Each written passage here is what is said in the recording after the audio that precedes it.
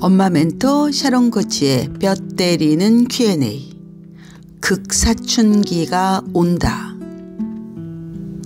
아들 키우는 엄마들이 가장 두려워하는 시기는 사춘기가 아닐까?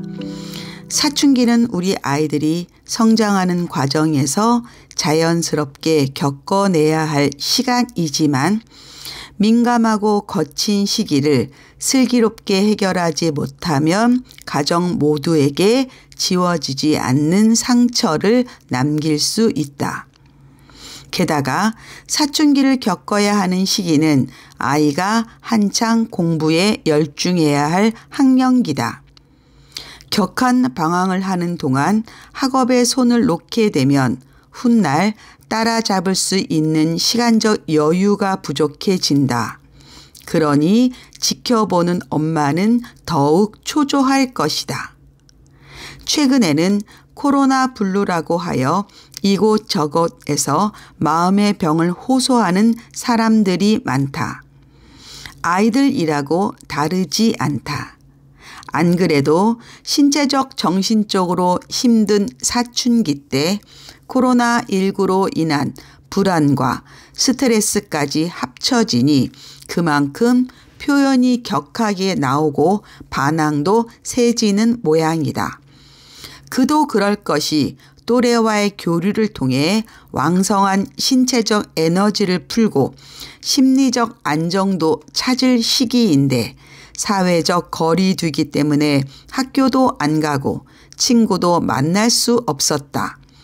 사회 전체를 감싸는 불안과 분노, 우울의 감정을 심리적 면역력이 약한 10대 아이들이 직격탄으로 맞았다.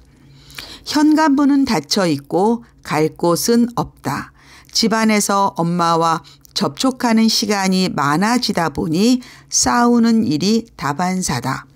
처음엔 엄마 말을 안 듣고 시간이 지나면 엄마 말을 무시하게 된다.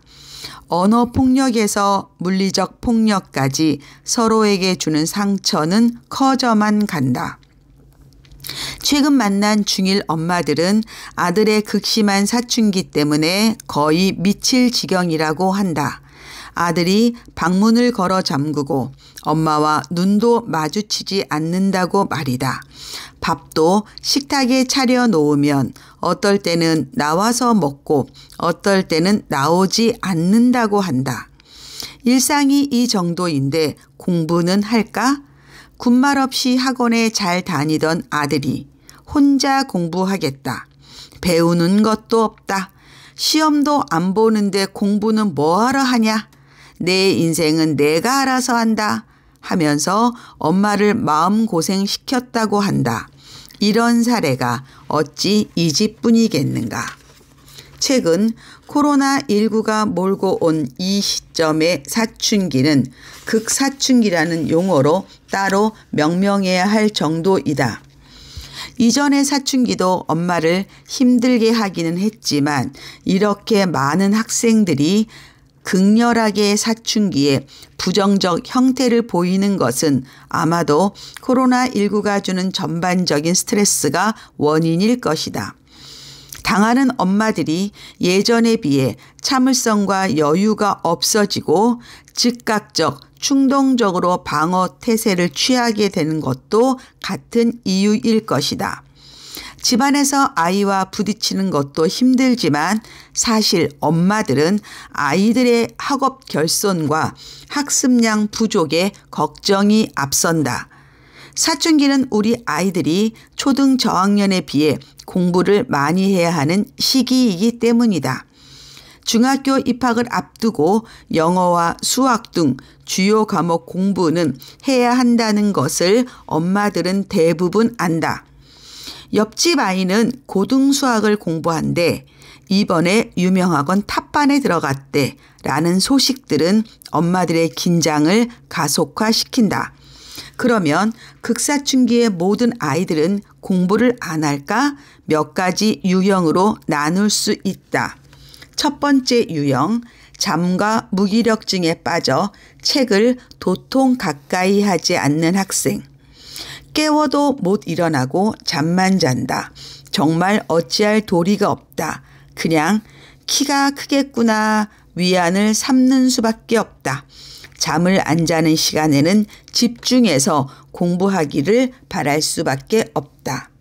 두 번째, 학원을 거부하고 스스로 공부하겠다고 큰 소리 치는 학생. 마음은 그러하겠지만 실천하기는 쉽지 않은 상황이다. 그렇다고 너무 대놓고 무시할 수는 없다. 잘 구슬려서 공부 계획표를 만들고 매일 엄마가 체크하는 시스템을 만든다면 어느 정도는 효과를 얻을 수 있다. 세 번째, 학원은 안 가지만 학교 공부는 그럭저럭 하는 학생. 타인의 평가를 중시하는 스타일이다. 엄마는 이 점을 활용해 학교 온라인 수업에 적극 참여하고 유명 학원 레벨 테스트도 권유하는 게 효과적이다. 본인이 부족한 과목이 있으면 과외를 연결하는 것도 좋은 방법이다. 네 번째, 온라인 등교로 학교에 안 가니까 상대적으로 시간이 많아 이참에 열심히 공부하는 학생. 대치동에서는 이를 달린다고 표현한다. 엄마에게는 너무 감사한 케이스. 사실 이러한 상황은 그냥 만들어지는 것이 아니다. 그 이유는 아래에 설명한다. 나는 유아와 초등 때 엄마와 어떤 시간을 보냈느냐가 그 차이를 만든다고 본다. 어린 시절 엄마와의 추억을 많이 쌓은 아이. 엄마와의 신뢰관계를 바탕으로 초등 때 공부 습관을 잡아 놓았거나 차근차근 선행학습을 하며 학습의 즐거움을 맛본 아이. 자신의 꿈이 무엇인지 오래 고민하고 진로에 대해 진지하게 탐색한 아이들은 극사춘기가 와도 세게 흔들리지언정 꺾여버리지 않는다. 꿈이 있는 아이는 흔들리지 않는다라는 말을 기억하기 바란다. 아들의 사춘기는 아무리 마음을 다잡고 준비해도 막상 맞닥뜨리면 어렵다. 많은 엄마들이 이 시기에 아들의 말 때문에 상처를 받는다고 고백한다. 난 엄마 같은 사람이 싫어. 엄마는 거짓말쟁이야. 엄마랑은 아무 말도 하기 싫어. 대체 어디서 배워서 엄마의 자존감과 존재를 건드리는 말을 그렇게나 하는지. 아이들이 아무렇게나 내뱉은 말들이 가슴을 핥히고 깊은 상처기를 낸다. 내 아들이 맞나? 이 세상에서 엄마가 제일 예뻐. 난 엄마랑 결혼할 거야 했던 그 아들이 맞나? 이런 생각을 하는 엄마들에게 인생 선배로 이런 이야기를 들려주고 싶다. 네, 그 예뻤던 아들 맞습니다. 그 옛날 엄마에게 기쁨을 주고 행복을 주던 그 아들 맞습니다. 이 또한 지나가리라. 사춘기는 유효기간이 있다. 이 말을 기억하세요. 기다리다 보면 예전 그 아들은 아닐지라도 반쯤은 다시 돌아올 거예요.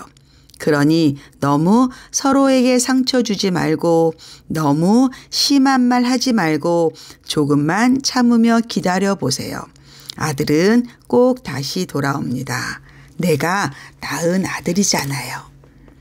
이 글은 20세기 엄마의 21세기 명품 아들 만들기에서 읽어드렸습니다. 오늘 주제는 극사춘기가 온다. 그러나 너무 걱정하지 마세요.